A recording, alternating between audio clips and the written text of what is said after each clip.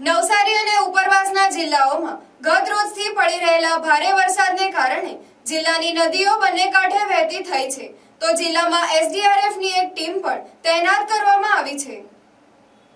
ભારે વરસાદને લઈ નવસારી જિલ્લાની નદીઓના જળસ્તર વધવાને કારણે નદીઓ પર બનેલો લો લેવલ બ્રિજ, નાળા અને નાના કોઝવે ઉપરથી પાણી ફરી વળતા જિલ્લાના 19 રસ્તાઓને તંત્ર દ્વારા પાણી ન ઉતરે ત્યાં સુધી બંધ કરવામાં આવ્યા છે। જિલ્લામાં હજુ 23 તારીખ સુધી ભારેથી અતિભારે વરસાદની આગાહી છે, ત્યારે વરસાદમાં કોઈ પણ સ્થિતિને પહોંચી વળવા જિલ્લા તંત્ર એલર્ટ થયું છે। નવસારી જિલ્લામાં આજ રોજ સવારે 6 વાગ્યાથી બપોરના 2 કલાક સુધીમાં સરેરાશ 33 mm જેટલો વરસાદ નોંધાયેલ છે, જેમાં ખેરગામમાં 97 mm અને ચીખલી અને વાંસદા તાલુકામાં 40 mm જેટલો વરસાદ નોંધાયેલો છે। નવસારી જિલ્લાની 3 નદીઓમાં ભયજનક સપાટીથી નીચે વહી રહી છે અને ડેમ જૂજ ડેમ અને કેલિયા ડેમ પણ ભયજનક સપાટીથી નીચે છે।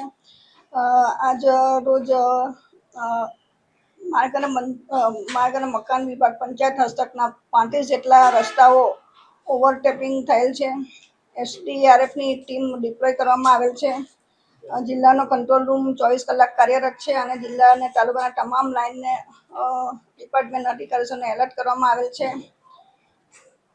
જિલ્લામાં કોઈ જાનહાનિ કે માનવહાનિ થયાનો રિપોર્ટ નથી।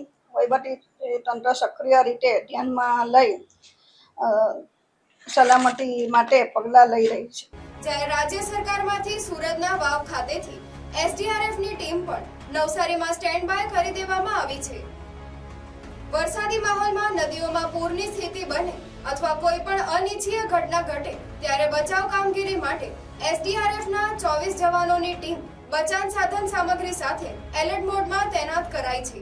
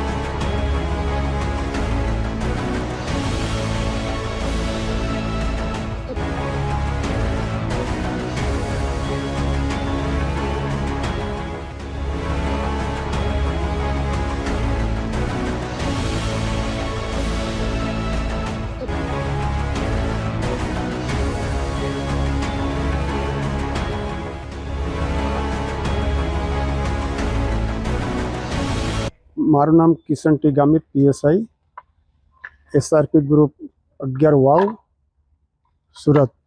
અત્યારે વરસાદનો માહોલ છે, એના માટે અમે એસડીઆરએફની ટીમ સાથે 24 માણસો તૈયારી હાલતમાં છીએ અને કલેક્ટરના આદેશ પ્રમાણે અમે પૂર બચાવ કામગીરી જે બી અમને આદેશ મળશે એના માટે અમે પૂરી તૈયારી સાથે ટીમ તૈયાર છે।